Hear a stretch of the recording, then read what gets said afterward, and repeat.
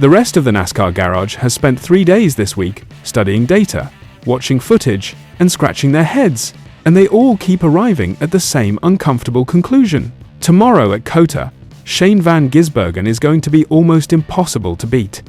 The road course king arrives in Austin with history in his sights, a new advantage nobody planned for, and a mindset so relaxed it is making his rivals furious. This is your complete preview of why Sunday's Duramax Texas Grand Prix might already be over before it starts, and the handful of reasons it might not be. Let's start with the number that frames everything. A win tomorrow at COTA would give Shane van Gisbergen 6 consecutive road course victories, tying Jeff Gordon for the longest winning streak on road courses in Cup Series history, a record that has stood since the year 2000. It would also tie Chase Elliott at 7 career road course wins, the most among active Cup Series drivers. Those are not just impressive numbers. Those are all-time numbers, and the man chasing them is doing so with the kind of calm that borders on intimidating. When asked about the pressure of arriving at COTA as the heavy favorite, his response was the most disarming thing you can possibly say before a race weekend. These road courses, we just go and have fun. They are like a holiday for us. We just go and enjoy ourselves and hopefully come away with a lot of points and a great result. A holiday. That is how the most dominant road course driver in NASCAR describes what the rest of the field is dreading. And the advantage he is carrying into tomorrow just got significantly bigger, and it is NASCAR itself that inadvertently handed it to him.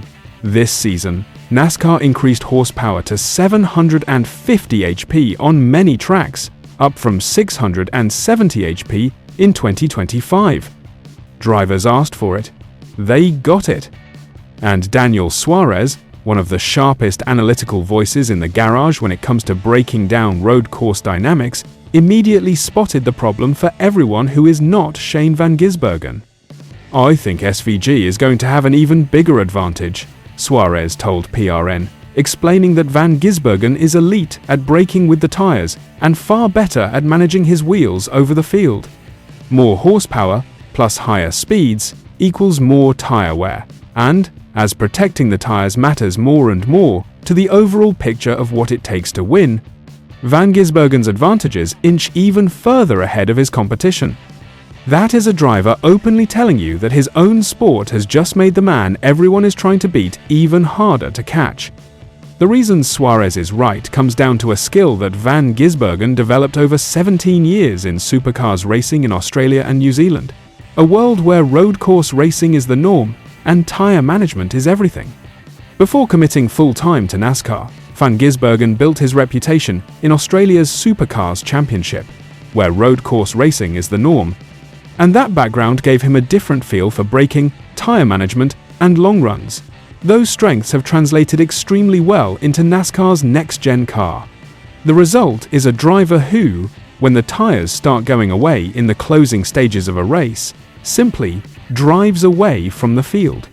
3 of his 5 road course triumphs last year had the largest margins of victory on a road course since 1996, including wins by 16.5 seconds in Mexico City, 11.1 seconds at Watkins Glen, and 15.1 seconds at the Charlotte Roval. The 2025 season was the first since 1966 to feature multiple road course races, with the margin of victory exceeding 15 seconds. These are not close finishes. These are destructions. And yet COTA, the one ghost that keeps following him around. Through 2 Cup starts at the famed road course, van Gisbergen has yet to achieve his victory celebration of punting a rugby ball into the grandstands. He has been fast here. He led 23 laps in 2025 and finished 6th. In 2024 with Cowlig Racing, he was caught speeding on pit road in Stage 2, dropping deep in the field. There has always been something, a penalty, a strategy call, a tire issue that has kept the win away from him at this specific track. He himself has acknowledged it with typical straightforwardness. "I like the place, I just haven't managed to put a full race together. I think every race I've done here in the NASCAR series, I've been reasonably quick, but for one reason or another, I haven't managed to get it done." Saturday's qualifying session already delivered one piece of news that the paddock is talking about. Connor Zilisch clinched the pole for the O'Reilly Series race, turning a lap of 1 minute 37.74 seconds around the 4-mile Austin road course. Van Gisbergen came second, more than 0.2 of a second off Zilisch's lap time, prompting Van Gisbergen to call his young teammate "that little bugger." That comment, delivered with a grin, tells you the dynamic at play here. These two are teammates at Trackhouse Racing in the Cup Series, and colleagues at JR Motorsports in the O'Reilly Series, and they are also each other's biggest threat this weekend. In Sunday's Cup race, Van Gisbergen sits at plus 120 inches, the betting, while Zilisch is at plus 350, reflecting both the rookie's road course talent and the gap in experience that comes with driving the heavier, less forgiving Cup car for the first time at this circuit. The drivers trying to dethrone him are being honest about just how hard that is going to be. AJ Allmendinger has admitted to studying everything he can from in-car data and footage heading into the weekend, saying, "I've studied everything I can study car-wise, and I'll continually do it going into Circuit of the Americas." That is a road course specialist, one of the best in NASCAR history, telling you that the homework he has done to try to find an edge on Van Gisbergen is essentially all he has left to throw at the problem.